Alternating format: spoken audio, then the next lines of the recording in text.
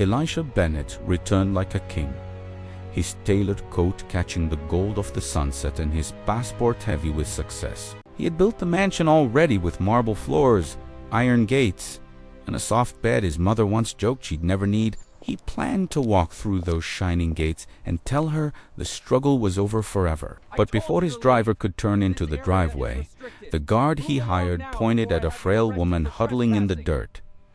"Move this beggar away from the entrance," he barked. Elijah looked closer.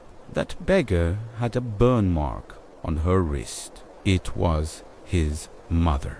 Elijah barely looked up at first. Men who spend too many years abroad learn how to keep moving past pain because distance becomes a habit. The driver slowed.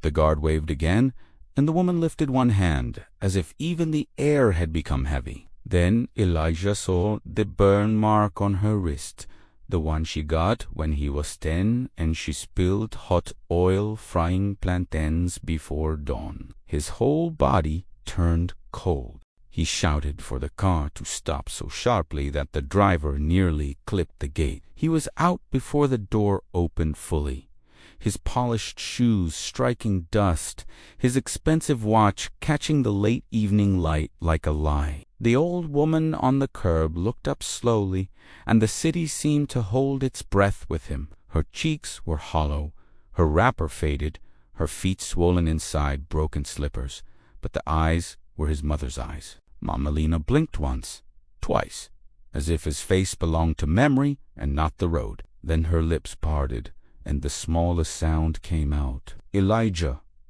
Not loud, not dramatic, just broken and certain, like a prayer that had stayed alive when everything else had gone thin. He dropped to his knees in the street and gathered her up, while the guard stood, frozen beside the shining gate he had been paid to protect. For one terrible second, Elijah could not speak. He had spent 7 years becoming the kind of man people stood up for, the kind who made managers nervous and bankers eager and investors polite. But none of that could help him now, kneeling in dust with his mother's weightless body in his arms. The woman who once carried sacks of cassava and school books and grief without bending now felt lighter than the suitcase in his trunk. The guard started apologizing then, but Elijah did not even hear him. His mind had already outrun the road and reached the house beyond the gate, the house he had funded brick by brick while sending money home every month. He had believed money traveled cleanly.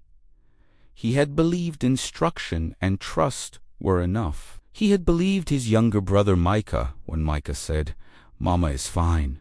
Everything is under control." They rushed her to the hospital in the same car that had come to deliver him home like a prince. Mama Lena drifted against his chest, opening her eyes only to look at him, not at the lights or the traffic or the blur of storefronts sliding by. He held her hand all the way and felt every bone in it. Each finger seemed like an accusation he had earned. At the emergency desk, the nurse took one look at Mama Lena and asked in a flat voice whether there would be cash up front. Elijah laid down his black card so hard it snapped the clipboard backward, and only then did the room begin to move. It hit him like another blow, that even now, even this close to collapse, an old black woman's pain had to prove it could pay before it could be treated. Mama Lena had spent her whole life being useful to people, and still the world had looked at her like delay.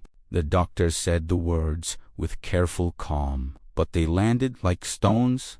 Malnourished, dehydrated, untreated blood pressure, chest infection, severe physical stress. None of it happened in a day, which meant none of it should have been missed by the son who thought he was saving her. Elijah sat outside her room after midnight and stared at his phone until Naomi, his wife, answered on the first ring from overseas. He told her only the clean version first, that he had found his mother sick and abandoned and was staying longer than planned. Naomi was silent for a moment, and in that silence he heard every time she had told him to go home more often. Then she said very softly, "Don't solve this with money first. solve it with your presence. When he was finally allowed inside, Mama Lena lay under a white blanket that looked too bright for how dim she had become. Still, when she saw him, something old and warm flickered in her face.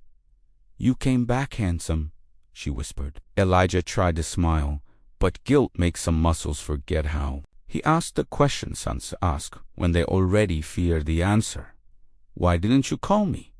Why didn't you tell me?" Mama Lena looked at him with tired kindness, the kind only mothers can manage without sounding cruel. "You were flying," she said, "and I kept telling myself you would land before I broke." She did not cry when she spoke of Micah. That made it worse. She explained how the money started arriving in pieces, how medicine became promises, how groceries became excuses, how the refrigerator left first and the cooker left next, and the mattress disappeared after that. She said it plainly, like a woman too tired to decorate pain for anybody's comfort. Elijah felt rage rise hot and clean, but she raised one thin hand and stopped it before he could speak. "Listen first," she said. "Anger runs faster than truth." Then she reached beneath her hospital pillow and asked him to open the inner seam of the old cloth purse the nurse had brought with her things. Inside, folded in careful little squares, were bank slips, pharmacy notes, utility receipts, dates written in her narrow handwriting, and the deed to the house. Elijah stared at the papers as if they had started glowing. Every transfer he had sent for 2 years had been listed by date and amount. Every missing item had been written down. Every month, Micah claimed the house needed repairs. Mama Lena had noted what actually vanished. The old woman abandoned on the curb was not confused, not lost, not fading into helplessness. She had become the witness, the ledger, the last honest record in a house built on lies. "I knew nobody would believe a poor old black woman speaking from a roadside," she said, "so I kept proof." Her voice was weak, but not uncertain. "When people think you are finished, they stop guarding themselves around you." Elijah looked at her then with a shock deeper than grief. All this time he had imagined himself the rescuer returning home, and here she was, half-starved, and still holding the case together with discipline and memory. By morning he was standing outside Micah's new apartment on Crescent Heights, a luxury building with mirrored windows and a lobby that smelled like lemon polish and money. The security man downstairs tried to ask for authorization, but Elijah said Micah's name with such calm force the man moved aside. Power had followed Elijah home, and for the first time he hated how natural it felt. He took the stairs because he needed every step to keep from kicking the door. Micah opened it, wearing a fitted shirt, a gold chain, and the expression of a man who thought he still had time to shape this story. The apartment behind him was all soft leather and imported liquor and one enormous television mounted on the wall. Elisha recognized the carved wooden side table near the sofa before he recognized the look in his brother's eyes. Their mother used to keep her Bible on that table. For a few seconds, neither man spoke. Then Micah smiled the old easy smile, the one that used to get him out of trouble when they were boys. "Big brother," he said, "you should have told me you landed." Elisha stepped inside without answering, looked around once, and let the silence do the first piece of damage. "I found Mama on the street," he said at last. "I carried her past the gate of the house I built for her while a guard called her a beggar." Micah's smile cracked but did not fully die. He opened his mouth for a story, for one more smooth excuse. But Elijah placed the folded receipts on the table between them like a blade. Something in Micah's face collapsed then, not guilt first. Exposure. He sat down hard on the leather sofa and ran both hands over his head. The room suddenly looked less like success and more like theft with curtains. He started with anger because shame usually wears that coat first. He said Elijah had left him to carry everything. He said everybody praised the son abroad and forgot the son who stayed behind. He said no one understood what it felt like to live in a city where black men without the right schools, the right polish, the right last name, in the right room, kept getting used for labor and denied for leadership. Elijah let him speak because some truths can sit beside ugly lies without canceling each other. Yes, Micah had been overlooked. Yes, he had spent years in the shadow of a brother-turned-family miracle. Yes, this city knew how to drain black men and black women different ways and still call the damage personal failure. But when Micah finally ran out of breath, Elijah leaned forward and said, "The one thing that stripped the speech bare? She slept on wooden slats," he said. "You sold the mattress from under your mother." Micah looked away as if the wall might save him. He whispered then, not to defend himself, but because the truth had finally pinned him. He said he took a little at first. He said it felt like repayment for being the forgotten son. He said he fell in with men who dressed rich and moved fast and made need look shameful. He said one bad month became 10. One lie became a habit, and after a while he stopped making decisions at all. He just kept becoming the man who could do the next cruel thing. Elijah heard him, and hearing did not cool the fury. It only made it heavier. There's a kind of pain that comes when the villain in your story still carries your blood, still has the face of the boy who once climbed into your bed during storms. Elisha saw both versions of Micah at once, and hated how that split the anger instead of removing it. Mercy, he was learning, was not softness. Mercy was weight. He made Micah come to the hospital that same morning. In the corridor, outside Mama Lena's room, Micah looked smaller than he had in the apartment, stripped now of music and polished surfaces and practiced swagger. He kept rubbing his palms against his trousers, as if trying to erase something from them. When Elijah opened the door, Mama Lena was already awake. Sitting upright, with the morning light on her face, she looked at Micah a long time before she spoke, not with shock, not with hatred. Mothers who have suffered long enough often move past surprise before the rest of us even arrive there. "Come sit," she said, and Micah obeyed as if the child inside him still knew the sound of that command. What happened next was the part Elijah would remember for the rest of his life. Micah tried to apologize, but his voice broke on the first word. "Mama Lena lets him struggle for a moment." Then she said something neither brother expected. She said, "I need to tell the truth about you, and I need to tell the truth about me." The room went still. She said she had praised Elijah so loudly through the years that Micah learned to hear love as comparison. She said she puts responsibilities on the younger son without giving him honor to stand under them. She said the world already teaches black boys they are measured before they are known, and she had failed to protect one of her sons from that poison inside his own home. Then she looked Micah full in the face and said the words that changed the air. "But what I broke in you does not excuse what you broke in me." Micah folded over himself and cried with no performance left in him. Not loud, not theatrical, just the ugly, childlike sobbing of a grown man whose excuses had finally run out. Mama Lena put her hand on his head anyway, and Elijah had to turn toward the window because forgiveness, that honest, is almost too private to witness. That afternoon, Elijah met a lawyer, then a social worker, then a doctor, then a bank officer. He carried the receipts.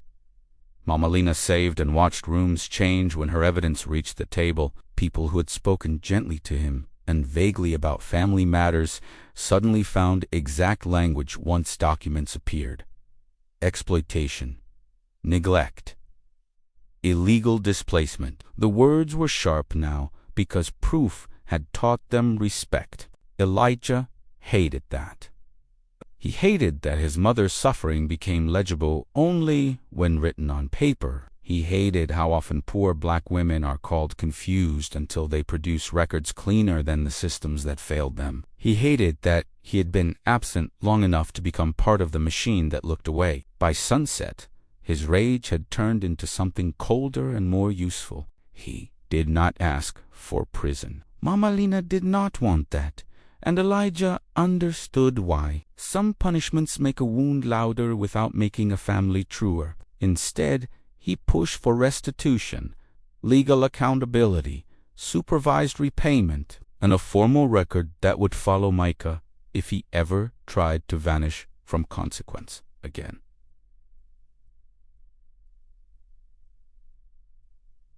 Then he did the harder thing. He went home, stood in the stripped sitting room, and admitted out loud that he had confused provision with presence. Money had built walls and paid bills and sent receipts across oceans. But money had not sat beside his mother when the clinic ignored her, and money had not heard the hunger in the house, and money had not noticed the silence growing where dignity used to live. So he changed everything. He restored the deed fully into Mama Lena's control and placed the house in a protected family trust that could not be touched without her consent. He hired a nurse for her recovery and a lawyer for her protection. He called his company abroad and shocked his board by announcing he would split his time home every month. No more excuses, no more heroic distance dressed up as sacrifice. He didn't stop at restoring the house when he realized how many elderly women in the community were just one unpaid bill away from the same fate his mother had faced. His grief